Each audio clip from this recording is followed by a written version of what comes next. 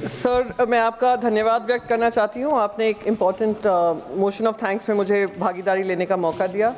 Sir, सबसे पहले मैं अपना जो 5 मिनट का भाषण है वो मैं जो उत्तर प्रदेश में प्रयागराज में जो भक्त हैं, जो श्रद्धालु हैं, उनकी भगदड़ में मौत हो गई है, उनको अपनी श्रद्धांजलि अर्पित करना चाहूँगी। मैं अपनी संवेदनाएं उनके परिवार के साथ व्यक्त करना चाहूँगी। कितने लोग हैं हमें पता नहीं है, पर ये खबर ज़रूर है कि हज़ारों की तादाद में लोग गायब हैं, उनके नाम अभी मिसिंग में हैं। उम्मीद करती हूँ उत्तर प्रदेश सरकार लिस्ट साझा करेगी, जो 30 नाम हैं वो 30 नाम भी जनता के सामने लेकर आएगी। और सारे श्रद्धालुओं को मैं अपना नमन व्यक्त करना चाहती हूँ। सर, उत्तर प्रदेश के साथ साथ राष्ट्रपति के अभिभाषण में सारी चीज़ों की बात हुई थी, क्योंकि सीबीआई, ईडी, इनकम टैक्स को लेकर बहुत सारी चिंताएं व्यक्त की गई हैं। अब उसके साथ साथ एक और नाम जुड़ गया है, वो है इलेक्शन कमीशन का। मैं चिंता व्यक्त कर रही हूँ, मैं कोई आरोप नहीं लगा रही हूँ, क्योंकि यह हमारे प्रजातंत्र और इलेक्ट्रल डेमोक्रेसी का एक बहुत महत्वपूर्ण अंग है और आने वाली सदियां हमें कभी माफ़ नहीं करेंगी अगर हम पार्लियामेंट में इसकी चर्चा ना करें। और क्योंकि जनता के मन में ये शक है, मैं महाराष्ट्र से आती हूँ और हर जनता के मन में ये शक है कि जिस तरीके से चुनाव नतीजे लोकसभा से लेकर विधानसभा में आए, उसमें कितना अंतर है वोटर्स का, वोटिंग परसेंटेज का और वोटर एडिशन का। सर, मैं बस कुछ आंकड़े देना चाहती हूँ। 72 लाख रजिस्टर्ड वोटर्स थे, जो नए वोटर्स 5 महीने में लोकसभा में जिन्होंने शायद वोट नहीं किया था, विधानसभा में बाहर निकलकर उन्होंने वोट किया है। 47 लाख वोटर्स ऐसे थे जो न्यूली रजिस्टर्ड थे।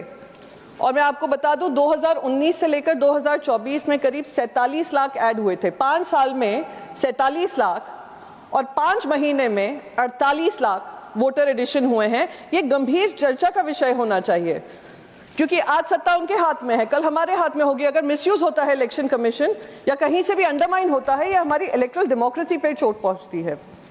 सर, एक तो हमने सभी ने साईं बाबा जी की कृपा सबने देखी है, मिरेकल्स देखे हैं, शिरडी का नाम देश क्या दुनिया में सब जाना जाता है।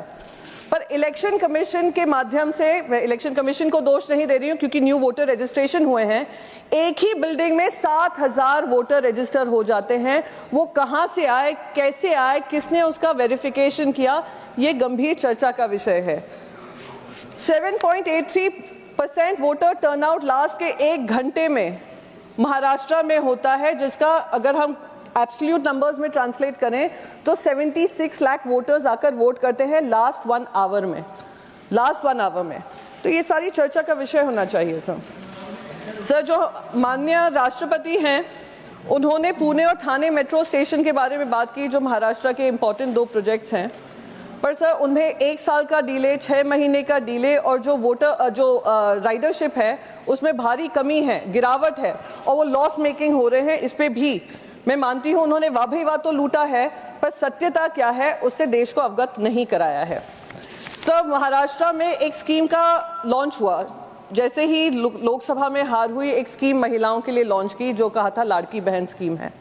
उसमें खुले हाथ से सारी महिलाओं को, जिसने अपना नाम डाला था, उन सबको जो पैसा प्रॉमिस किया था वो उनको दिया है। जैसे ही इनकी सरकार बनी है, अब ये 60 लाख महिलाओं का नाम काटने की होड़ में लगे हुए हैं।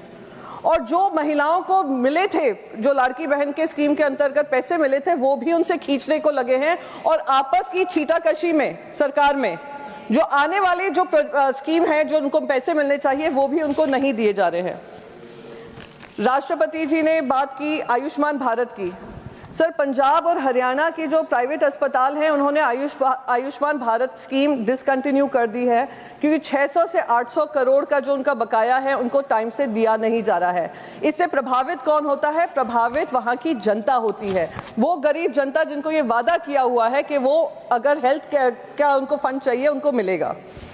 सर, कॉर्पोरेट प्रॉफिट्स जो हैं 15 साल के हाई पे हैं, यानी इतना कॉर्पोरेट प्रॉफिट्स हो रहा है, इजाफा हुआ है कि 15 साल जो कॉर्पोरेट्स ने नहीं देखा होगा वो उनका इजाफा हो रहा है।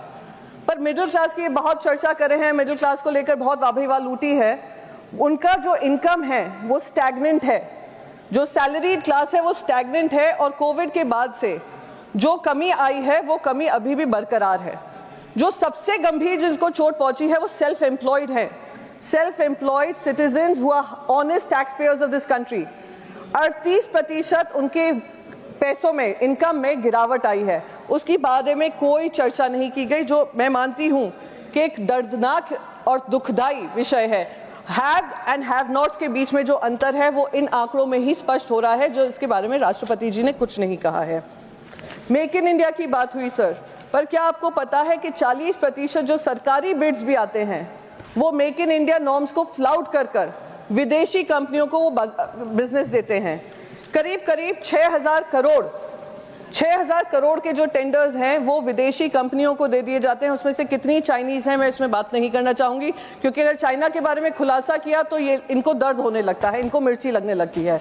चाइना से क्या प्रेम है मैं नहीं जानती हूं, पर चाइना से हमें कोई प्रेम नहीं है। इसलिए मैं उनके बारे में उजागर करूंगी कि मेक इन इंडिया प्रोजेक्ट में जहां सरदार वल्लभ भाई पटेल जी की स्टैच्यू में भी मेड इन चाइना का स्टैंप हो, वो हमें मंजूर नहीं है। सर, मैं लास्ट अपना मुद्दा रखना चाहूंगी और आपका आभार व्यक्त करना चाहूंगी, क्योंकि आपने मुझे सारे मुद्दों पे बोलने का मौका दिया। ये जो प्राइम मिनिस्टर इंटर्नशिप प्रोग्राम है, युवाओं का इंटर्नशिप प्रोग्राम है, जिसके बारे में राष्ट्रपति जी ने 2 बार उसके बारे में बात कही है। मैं उसमें कहूंगी कि जो पूरा इंटर्नशिप स्कीम है, कहा गया था 1 करोड़ इंटर्नशिप्स ऑफर करेंगे युवाओं को, पर उसमें सिर्फ अभी 1.25 लाख ऑफर किया गया। पायलट स्कीम आई थी जिसमें से करीब सिर्फ 10,000 लोगों को, 10,000 बच्चों को ये एनरोलमेंट हुआ है। इतना हाई ड्रॉप आउट रेट है और जो रोल आउट करने का वादा है वो भी नहीं किया गया है। ये करना कहीं ना कहीं मैं मानती हूँ गलत है, और ये सिर्फ ग्रेजुएट्स के लिए है। अगर ये स्कीम पोस्ट ग्रेजुएट्स के लिए भी बढ़ा देंगे तो ये जो अनएम्प्लॉयमेंट का चैलेंज है, जो एक्सपीरियंस का चैलेंज आज फाइनेंस मिनिस्टर बता रही थी क्वेश्चन आवर में, शायद उसका भी कोई सोल्यूशन निकलेगा।